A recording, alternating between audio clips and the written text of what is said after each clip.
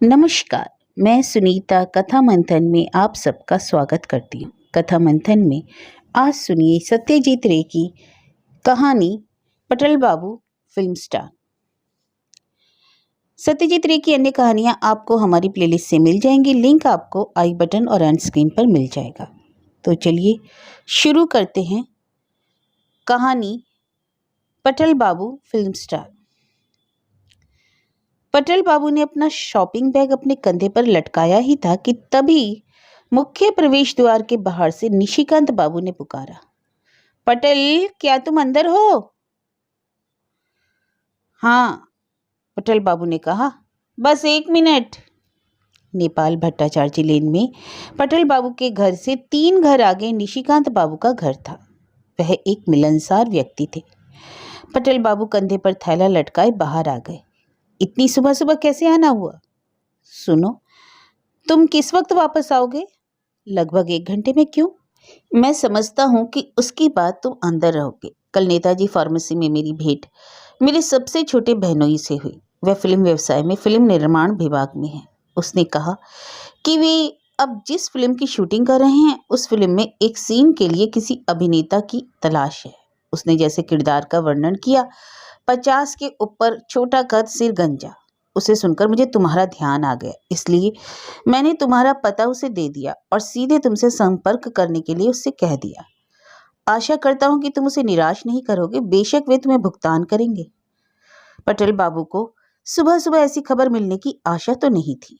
पटेल बाबू ने दूर दूर तक सपनों में भी कभी नहीं सोचा था कि उनके जैसे 52 वर्ष के एक नगण्य व्यक्ति को किसी फिल्म में काम करने का प्रस्ताव भी मिलेगा।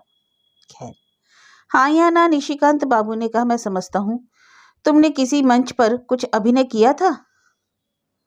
यह सच है, पटेल बाबू ने कहा। मुझे वास्तव में कोई कारण नहीं दिख रहा कि मैं ना कह दूं, लेकिन पहले मुझे अपने बहनोई से बात कर लेने दो और ब्यौरा जानने दो। उसका नाम क्या है? नरेश, नरेश दत्त। वह करीब 30 वर्ष का है, एक हट्टा कट्टा जवान आदमी। उसने कहा वह करीब 10:30 बजे तक यहाँ पहुंच जाएगा। बाजार में जाकर पटेल बाबू भूल गए कि उनकी पत्नी ने क्या लाने के लिए कहा था और छोटी प्याज की बजाय लाल मिर्च खरीद लाए, और उन्हें लाल कनेर के बारे में भी कुछ याद नहीं रहा।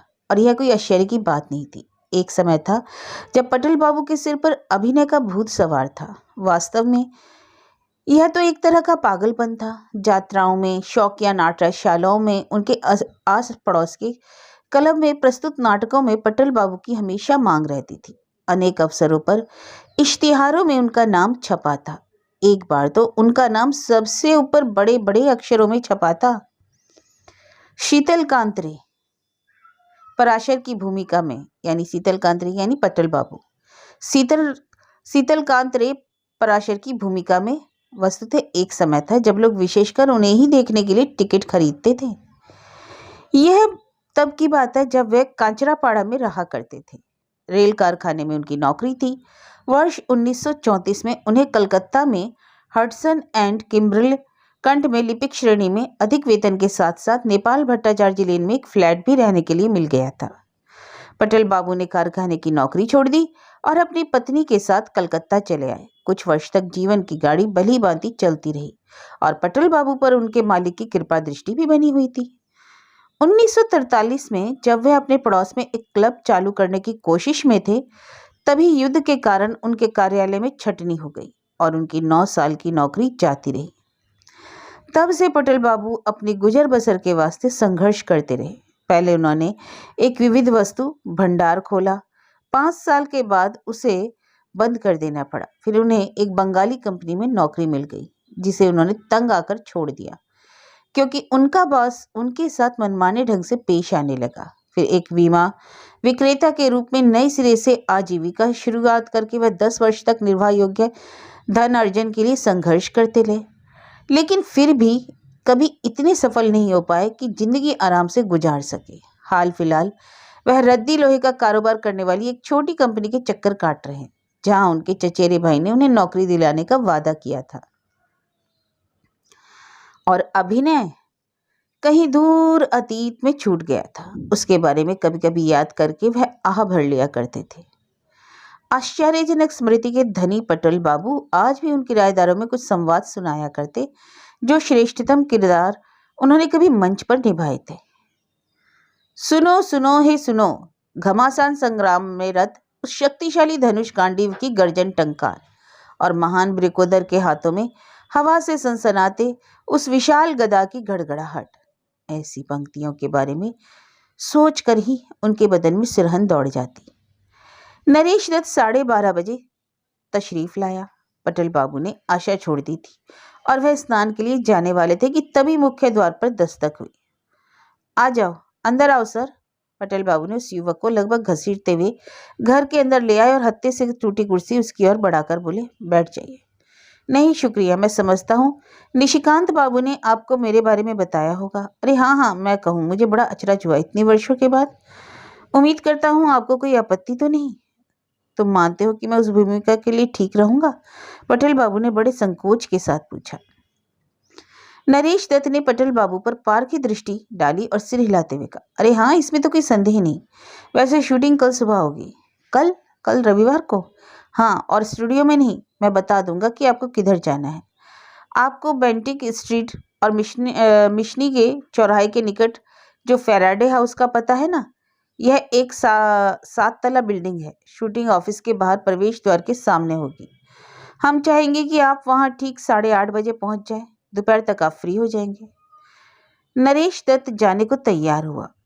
लेकिन तुमने मुझे मेरी भूमिका के बारे में तो बताया नहीं, पटेल बाबू ने उत्सुकता पूर्वक कहा। अरे हाँ, क्षमा कीजिए। भूमिका एक पादचारी अर्थात पैदल यात्री की है, एक अन्य मनसक गुस्सेल पैदल यात्री। वैसे क्या आपके पास कोई जैकेट है जो गर्दन तक बंद हो जाए? हाँ, शायद एक है। क्या पुराने रिवाज की? हाँ, आप वही पहनेंगे। किस रंग की है? बादामी रंग की, लेकिन गर्म है। वह चलेगी। कहानी जाड़ों के समय की है, इसलिए वह गर्म जैकेट ठीक रहेगी। कल ठीक 8:30 बजे सुबह, फेराडे हाउस। पटेल बाबू के मन में अचानक एक महत्वपूर्ण सवाल उठा। मैं समझता हूँ इस भूमिका में कुछ संवाद भी होंगे। निश्चित रूप से बोलने वाली भूमिका है। आप पहले अभिनय कर चुके हैं क्या? यह सच नहीं? खैर, वास्तव में हाँ। अच्छा, सिर्फ एक पदचारी की भूमिका का प्रस्ताव लेकर मैं आपके पास नहीं आता। उसके लिए तो हम सड़क चलते किसी को भी पकड़ लेते। बेशक आपकी भूमिका में संवाद है और कल जैसे ही आप वहां आते हैं आपको आपकी पंक्तियां दे दी जाएंगी। नरेश दत्त के जाने के बाद पटेल बाबू ने अपनी पत्नी को वह खबर सुनाई। जहां तक मैं सोचता हूँ भूमिका कोई बड़ी नहीं। बेशक मुझे पैसा मिलेगा, लेकिन मुख्य बात भुगतान की नहीं है। बात यह है कि याद करो मैंने स्टेज पर कैसी शुरुआत की थी। मेरी पहली भूमिका याद है? मैंने एक मृत सैनिक की भूमिका निभाई थी। मेरा काम सिर्फ इतना था कि मुझे अपने हाथ और पैर फैलाकर मंच पर खामोश खड़े रहना था। और याद करो वहां से कहाँ पहुंच गया, याद है? मिस्टर वॉट्स ने मुझसे हाथ मिलाया था और वह रजत पदक जो हमारी नगर पालिका ने मुझे दिया, याद है? याद है सीढ़ी पर वह पहला कदम प्रिया? हाँ, पहला कदम। ईश्वर ने चाहा तो आपके प्रिय पति को प्रसिद्धि और खुशहाली तक पहुंचाएगा। अकस्मात 52 वर्षीय पतोल बाबू कुछ उछल कूद करने लगे। अरे अरे, आप यह क्या कर रहे हैं? उनकी पत्नी ने अचरज प्रकट करते हुए पूछा। चिंता मत करो, तुम्हें याद है शिशिर भादुड़ी 70 की उम्र में किस तरह स्टेज पर उछाल मारा करते थे? कुछ ऐसा मुझे महसूस हो रहा है जैसे मैंने पुनः जन्म लिया है। अरे तुम तो फिर हवाई के लिए बनाने लगे। ऐसा क्या मिल गया तुम्हें? आज तक कर तो कुछ सके नहीं हवा में तीर चलाने के सिवा। लेकिन इस बार तुम देखती जाओ कहाँ तीर मारा है। जाओ जाओ, मेरे लिए एक प्याला चाय बना कर लाओ। बनाओगी क्या? और आज रात मुझे अदरक का रस लेने की याद दिला देना, गले के लिए बहुत अच्छा रहता है। महानगर पालिका भवन की घड़ी में 8:07 हुए थे जब पटेल बाबू एस्प्लेनेड पहुंचे। वहां से फेराडे हाउस तक जाने में उन्हें 10 मिनट और लगे। बिल्डिंग के बाहर भारी भीड़ जमा थी। 3-4 कारें सड़क पर खड़ी थी। एक बस भी थी जिसकी छत पर ढेर सारे उपकरण रखे हुए थे। पटरी के किनारे पर 3 टांगों वाला एक उपकरण था जिसके इर्द गिर्द चलते फिरते कुछ लोग बहुत व्यस्त लग रहे थे। प्रवेश द्वार के समीप एक खंबा 3 टांगों पर खड़ा था। उसके बिल्कुल ऊपर से एक लंबी बाँह निकली हुई थी जिस छोर पर मधुमक्खी के छत्ते जैसा कुछ लटका हुआ था। इन उपकरणों को घिरे हुए खड़े लोगों का क्या काम था, पटेल बाबू समझ नहीं सके। लेकिन नरेश दत्त कहाँ था? वही एक व्यक्ति था जो उन्हें पहचानता था। दिल में एक हल्की लर्जिश लिए पटेल बाबू प्रवेश द्वार की तरफ बढ़ गए। बीच गर्मियों का मौसम था और गर्दन तक बटन बंद गर्म जैकेट भारी महसूस हो रही थी। ऊंचे कॉलर के आसपास पसीने की बूंदें जमा हो गई थी और पटेल बाबू परेशान थे। इस तरफ अतुल बाबू। अतुल बाबू? पटेल बाबू ने नरेश दत्त को प्रवेश द्वार पर खड़े हुए और उनकी ओर इशारा करते हुए देखा। नरेश दत्त ने उन्हें गलत नाम से पुकारा था। कोई आश्चर्य नहीं, उनकी मुलाकात बहुत थोड़े समय की थी। पटेल बाबू चलकर उनके पास पहुंचे। नमस्कार में उन्होंने दोनों हाथ जोड़े और फिर उन्होंने नरेश दत्त से कहा, मुझे लगता है तुमने अभी तक मेरा नाम लिखकर नहीं रखा है। शीतल कांत रे। हालांकि लोग मुझे मेरे अपनाम पटेल से ही अधिक परिचित हैं। मैंने स्टेज पर भी इसी नाम का प्रयोग किया। अच्छा, बहुत अच्छा, मुझे कहना चाहिए। आप समय के पाबंद हैं। पटेल बाबू का सीना गर्व से तन गया। मैंने 9 साल हडसन एंड किम्बरले में नौकरी की है और एक दिन भी लेट नहीं पहुंचा। ऐसा है? अच्छा, अभी आप जाएं और उधर छाया में खड़े होकर प्रतीक्षा करें। शूटिंग के पहले हमें कुछ एक चीजें और देखनी है। नरेश? त्रिपाद उपकरण के पास खड़े किसी व्यक्ति ने पुकारा। सर, क्या वह तुम्हारे आदमियों में से एक है? हाँ सर, वह उस शॉट में है जहां वे एक दूसरे से टकराते हैं। ओके, अब प्रवेश द्वार से भीड़ हटाओ, हम शुरू करने वाले हैं। पटेल बाबू पीछे हट गए और पान की दुकान की छाया में खड़े हो गए। उन्होंने फिल्म की शूटिंग पहले कभी नहीं देखी थी। ये लोग कितना कठोर परिश्रम करते हैं। एक 20 साल के आसपास का जवान लड़का 3 टांगों वाला एक उपकरण अपने कंधे पर उठाए जा रहा था। उस उपकरण का वजन कम से कम तो 60 पाउंड अवश्य रहा होगा। लेकिन उनके डायलॉग का क्या हुआ? उस समय ज्यादा बाकी नहीं रहा था और उन्हें अब तक नहीं मालूम था कि उन्हें कहना क्या है और करना क्या है। पटेल बाबू को अचानक कुछ घबराहट हो गई। क्या वह किसी से पूछे? नरेश दत्त वहां था। क्या वह उसके पास जाए, उसे याद दिलाए? भूमिका छोटी होने से कोई फर्क नहीं पड़ेगा, लेकिन यदि उन्हें श्रेष्ठ प्रदर्शन करना है तो उन्हें पहले अपने संवादों को समझ लेना होगा। इतने सारे लोगों की मौजूदगी में कितनी शर्मिंदगी उठानी पड़ेगी अगर उनकी आवाज ही ना निकल पाई तो। पिछली बार उन्होंने 20 वर्ष पहले स्टेज पर अभिनय किया था। पटेल बाबू आगे जाने वाले थे कि उसी समय एक तेज आवाज ने उनके कदम रोक दिए। खामोश! इसके बाद नरेश दत्त ने अपने मुंह के दोनों ओर हाथ रखकर जोर जोर से ऐलान किया, हम शूटिंग शुरू करने जा रहे हैं। सब लोग कृपया बात करना बंद कर दें, जहां हैं वहीं खड़े रहें और कृपया करके कैमरे के आसपास भीड़ ना लगाएं।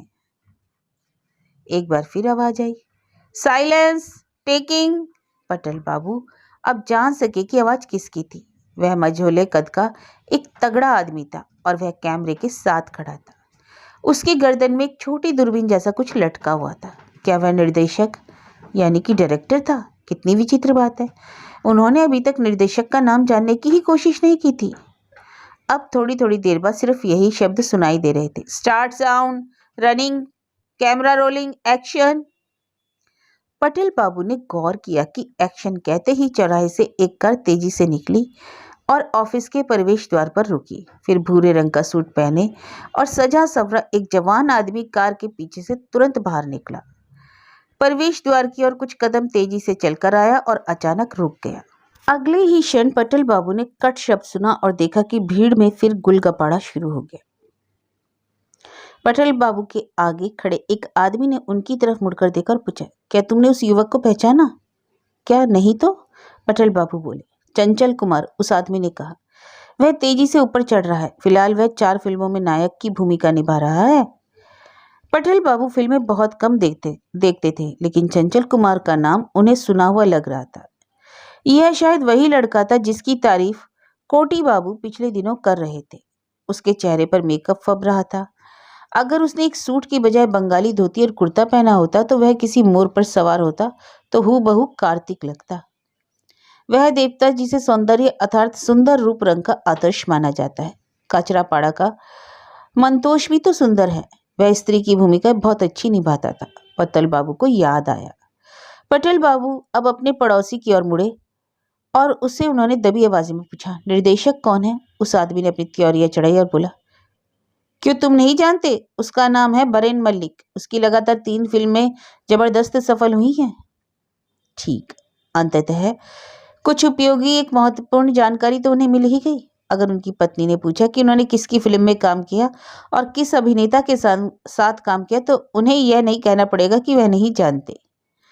नरेश दत्त मिट्टी की एक कुलिया में चाय लेकर उनके पास आया। आप यहाँ हैं सर, इस गर्म चाय से आपके गले को आराम मिलेगा। आपकी बारी जल्दी आने वाली है।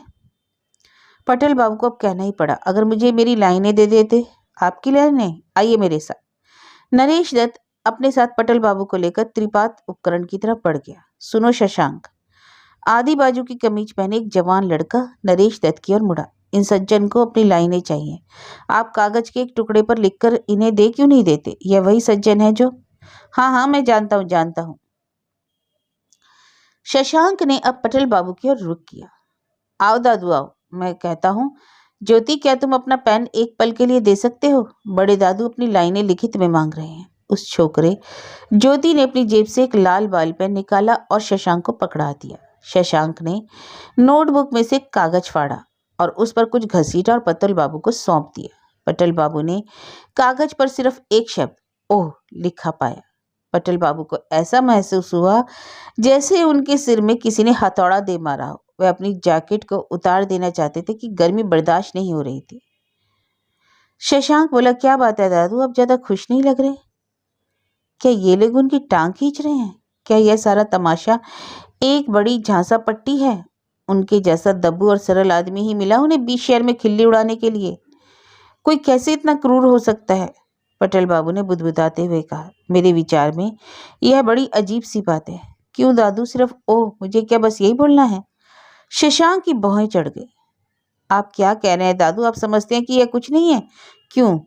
यह तो एक नियमित बोलती हुई सजीव भूमिका है। बरेन मलिक की फिल्म में एक सजीव भूमिका, आप समझते हैं?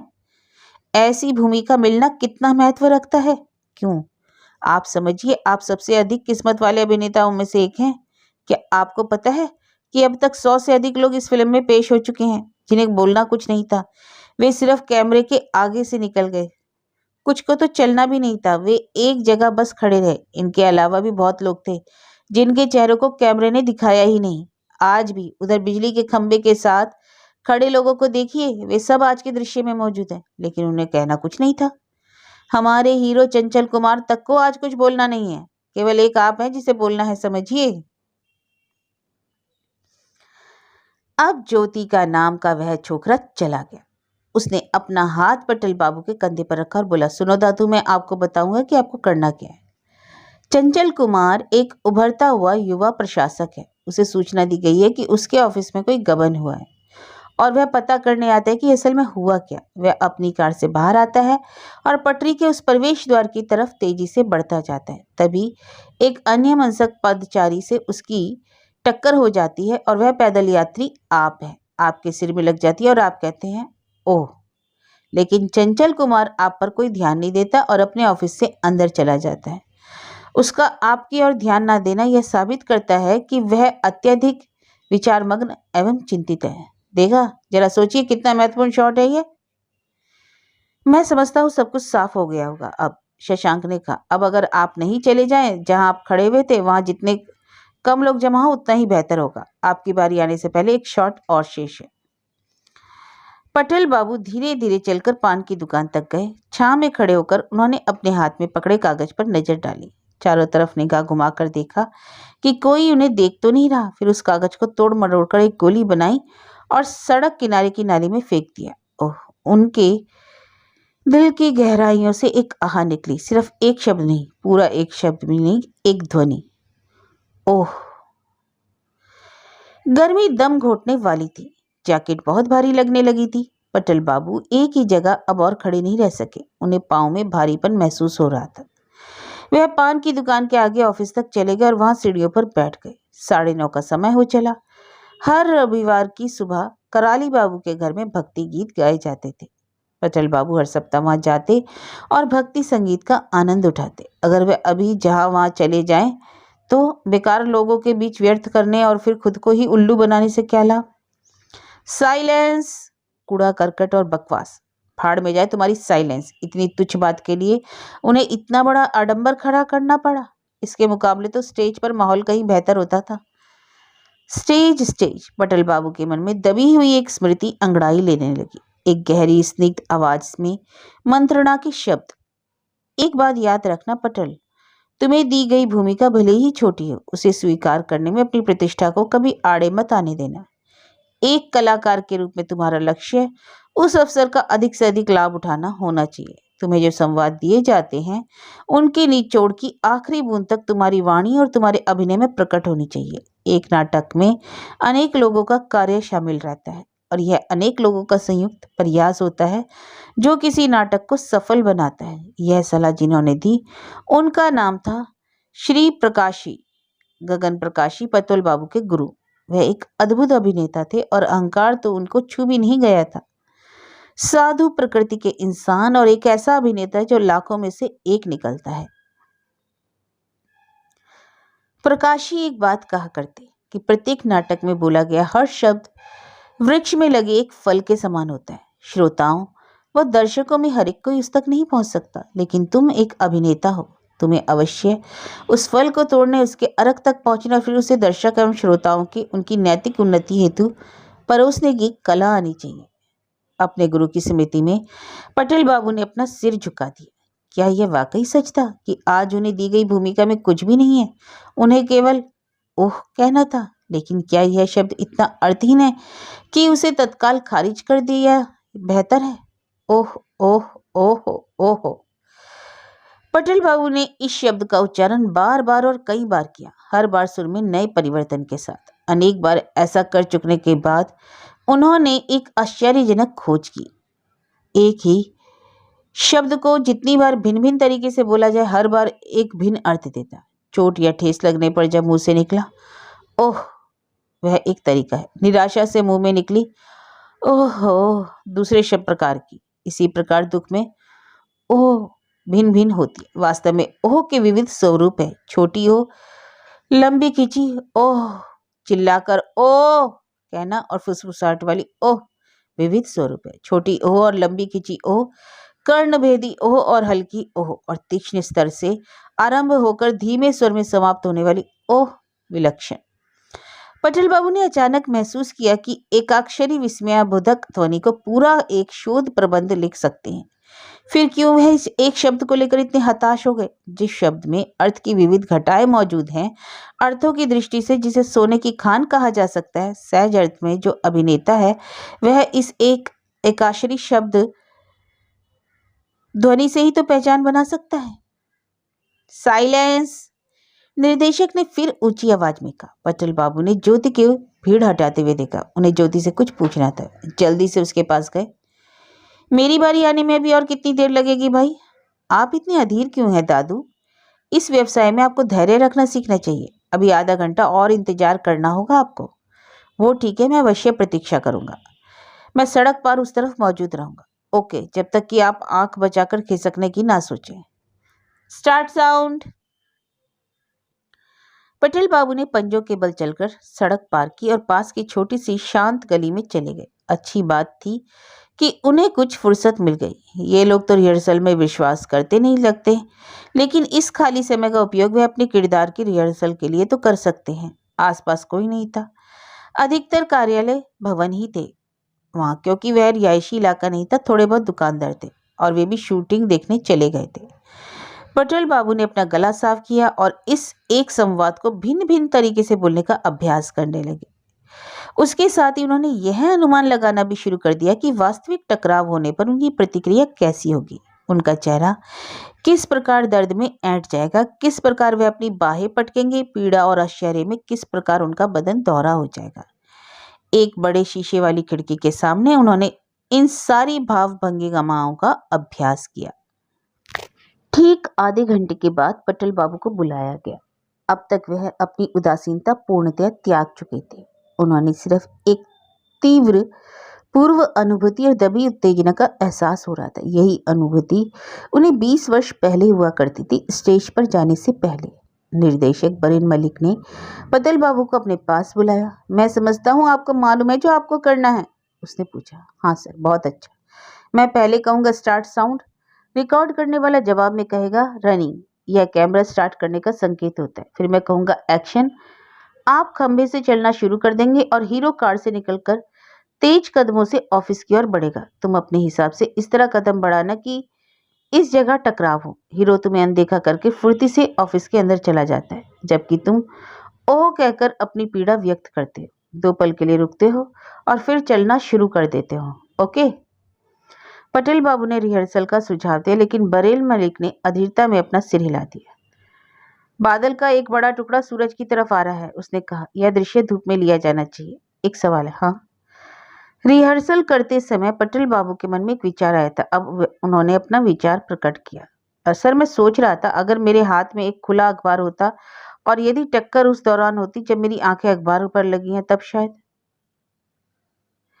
बरेन मलिक ने उनकी बात बीच में ही कर एक दर्शक को आवाज लगाई, जिसके हाथ में बंगाली अखबार था। क्या आप अपना अखबार केवल इस सीन के लिए इन सज्जन को देने की कृपा करेंगे? धन्यवाद। अब आप उस खंबे के पास अपनी जगह ले सकते हैं। चंचल, क्या तुम तैयार हो? बिल्कुल सर। ठीक। साइलेंस। बरेन मलिक ने अपना हाथ उठाया, फिर उसे दोबारा नीचे किया, यह कहते हुए कि 1 मिनट। केष्टो, मैं सोचता हूँ कि अगर हम इस पथचारी को मूंछ लगा दें तो दृश्य अधिक दिलचस्प बन जाएगा। किस प्रकार की मूंछ सर? कलर्स, रोनाल्ड कॉलमैन या तितली, बटरफ्लाई? मेरे पास सब तैयार है। बटरफ्लाई। बटरफ्लाई और एकदम असली जैसी बनाएं। वयोवृद्ध मेकअप मैन पटेल बाबू के पास गया। एक डिब्बे से उसने भूरे रंग की एक मूंछ निकाली और स्प्रिट गोंद के साथ उसे पटेल बाबू के नाक के नीचे चिपका दिया। पटेल बाबू ने कहा, उम्मीद है टक्कर होते समय यह छूटकर गिरेगी नहीं। मेकअप मैन को हंसी आ गई। टक्कर? उसने कहा, अगर आप दारा सिंह के साथ भी कुश्ती करें ना, तब भी यह मूंछ कहीं नहीं जाएगी। पटेल बाबू ने दर्पण में एक दृष्टि डाली जो एक आदमी पकड़े हुआ था। बहुत सही मूंछ जचती है उनके चेहरे पर। पटेल बाबू ने निर्देशक के फैसले को मन ही मन सराहा। Silence, silence. मूंछ लग जाने के बाद दर्शकों में टीका टिप्पणी आरंभ हो गई, जिसे बरेन मलिक की एक आवाज ने शांत कर दिया। पटेल बाबू ने गौर किया कि अधिकतर दर्शकों की आंख अब उनकी तरफ मुड़ गई है। Start sound. पटेल बाबू ने गला साफ किया। 1, 2, 3, 4, 5 कदम उन्हें उस जगह ले जाएंगे जहां टक्कर होनी है, और चंचल कुमार को 4 कदम चलना होगा। अतः अगर दोनों को एक साथ चलना शुरू करना होगा तो पटेल बाबू को हीरो के मुकाबले कुछ अधिक तेज चलना होगा, या फिर रनिंग। पटेल बाबू ने खुला अखबार अपने हाथ में पकड़ लिया। उन्होंने हिसाब लगा लिए थे कि जब वह ओ कहेंगे तो उसमें 60% खींच और 40% अचरज मिलानी होगी। Action. Clap clap. Patel Babu को तारे नजर आ गए। हीरो का सिर उनके माथे से टकराया और एक तीव्र वेदना ने एक क्षण के लिए उनके होश उड़ा दिए, लेकिन अगले ही क्षण इच्छा शक्ति के परम प्रयास से पटेल बाबू ने खुद को संभाल लिया। 50 अंश पीड़ा के साथ 25 अंश आश्चर्य और 25 अंश शोभ मिलाकर वह चीखे, ओह! फिर एक पल रुकने के बाद दोबारा चल पड़े। कट। क्या यह बिल्कुल ठीक था? पटेल बाबू ने उत्सुकतावश बरेन मल्लिक की तरफ जाते हुए कहा। बहुत अच्छा। क्या तुम तो वाकई एक अभिनेता हो? शशांक, जरा काले शीशे से आसमान को देखोगे क्या? ज्योति अब पटेल बाबू के पास है और बोला, आशा है दादू को जोर से चोट तो नहीं लगी? माय गॉड, चंचल कुमार ने अपना सिर सहलाते हुए कहा। आपने इतने सही समय इतने जोर की टक्कर मारी कि मैं बेहोश होते होते बचा। नरेश दत्त कोहनी से भीड़ को चीरता हुआ पटेल बाबू के पास आए। उनसे बोला, कृपया आप वहीं वापस जाइए जहां आप खड़े हुए थे। मैं कुछ ही समय में आपके पास आऊंगा, जो भी आवश्यक होगा करूंगा। पटेल बाबू फिर एक बार पान की दुकान के निकट चले गए। बादल ने सूरज को ढक लिया और हवा में थोड़ी ठंडक भी। तथापि पटेल बाबू ने अपनी गर्म जैकेट उतार दी और चैन की सांस ली। वह पूर्ण संतुष्टि के भाव उभर गए। उन्होंने अपना काम ठीक से निभाया था। इतने वर्षों की जुझारू जिंदगी ने उनकी चेतना को कुछ नहीं किया। गगन प्रकाशी उनके आज के कार्य को देखकर बहुत खुश होते, लेकिन क्या ये लोग समझ पाए कि उन्होंने इस एक शॉट में कितनी मेहनत और कितनी कल्पना शक्ति झोंकी है? उन्हें संदेह था। उन लोगों ने सड़कों से भीड़ को हटा दिया और उनकी मजदूरी चुकाई, और इस बार वे शायद सब कुछ भूल गए। उन्हें पैसा चुकाया, लेकिन कितना? 10, 15, 20 रुपए। यह सच था कि खुद पटेल बाबू को रुपए पैसे की बहुत जरूरत थी, लेकिन जिस गहन संतुष्टि और परिपूर्णता एवं समर्पण के साथ उन्होंने एक छोटी सी भूमिका को निभाया, उसके सामने 20 रुपए की राशि क्या अर्थ रखती है? 10 मिनट बाद नरेश पटेल बाबू की तलाश में पान की दुकान के पास गया, लेकिन उसे वहां कोई नहीं मिला। अजीब बात है, उस आदमी को अभी तक भुगतान नहीं किया गया था। कैसा विचित्र व्यक्ति है।